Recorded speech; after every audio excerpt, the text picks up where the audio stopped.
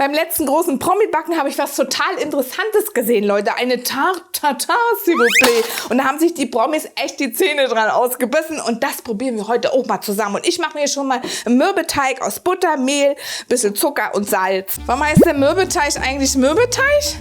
Weil er einem total mürbe macht beim Kneten. Zu einer schönen Kugel haben wir ihn jetzt schon geknetet. Und jetzt kommt er in eine Frischhaltefolie noch kurz in den Kühlschrank.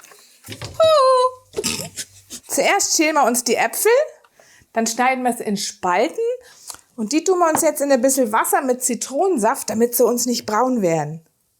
Das gekühlte Teigbällchen tun wir uns jetzt ein bisschen ausrollen. Das tun wir auf dem Backpapier, ne? Weil wir brauchen das nämlich später als Boden, weil hier ist nämlich alles andersrum. Da kommt nämlich das oberste unten, das seht ihr dann schon. Jetzt rollen wir erst einmal hier einen schönen Teig aus, ne?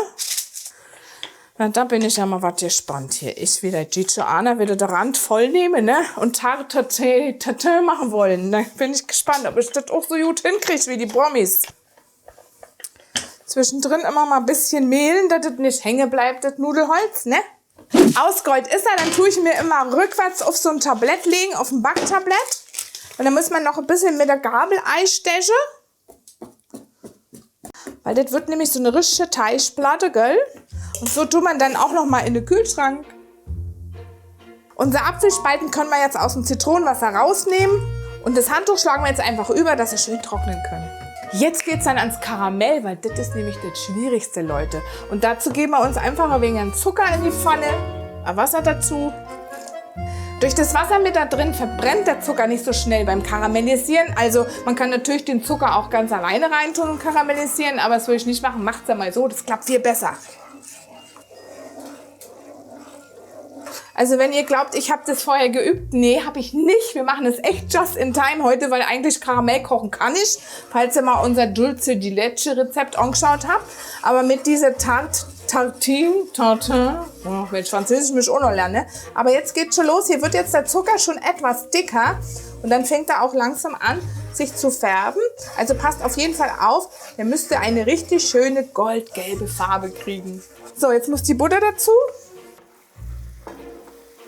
Wenn es ein bisschen zu heiß wird, nehmt es einfach runter von der Platte und dann rührt ihr so richtig schön die Butter mit ein, solange bis kein Fett mehr zu sehen ist. Und das Wichtigste nicht vergessen, Salz, weil das wird nämlich ein gesalzenes Karamell. Herrlich! Guck mal, jetzt habe ich da meine Tartform, ne? Die verlinke ich euch dann nochmal unten. Und da kommt jetzt das heiße Karamell auf den Boden.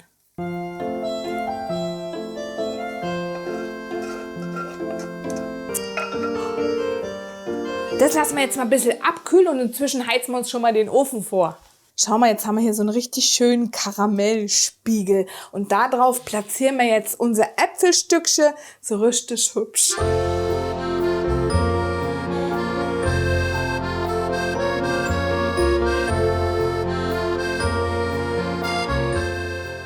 So, da haben wir unsere schöne kalte Bodenplatte. Die kommt jetzt dann nämlich oben drauf, ne?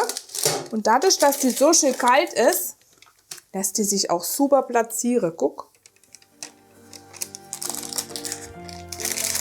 Jetzt gucken wir dann, ob das überall rüber ragt. Und dann knipst man die einfach so ab mit dem Finger, dass einfach daran stehen bleibt.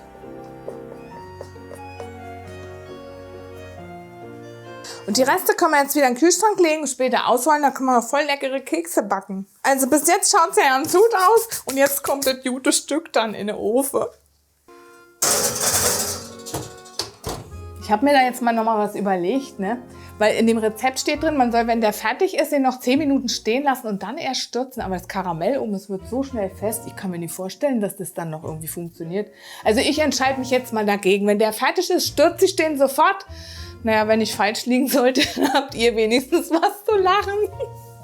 Ach, ich wollte euch ja noch was zeigen. Ich habe ein Geschenk bekommen und zwar heute von meiner Amazon-Wunschliste von der Monika. Schau mal, so ein Grillthermometer, weil ich mir gedacht habe, ich habe gar nicht bestellt, ne? Und da hat sie mir ganz liebe Grüße geschickt und dieses Teil hier. Und das kann man ja auch super gebrauchen, wenn wir mal wieder einen Schweinebraten oder allgemein Fleisch machen. Ist das immer ganz toll, weil da kann man schön die Kerntemperatur kontrollieren. Danke, Monika, hat mich riesig gefreut. Mensch, jetzt kommt die Stunde der Wahrheit. Der schaut da echt gut aus, ne? Und jetzt tun wir den auch gleich stürzen. Hier ordentlich positionieren das Ganze. 1, 2, 3. Und jetzt schaut mal hier das Muster wie so ein Tiger, ne? Also es löst sich auch noch, weil ich echt, ich immer dachte, das gibt's ja nicht, weil Karamell, wenn man Karamellbonbon macht, das geht so schnell, dann sind die hart. Also ich glaube, wir können gespannt sein. Aber aufpassen, ne? Es heiß, Leute.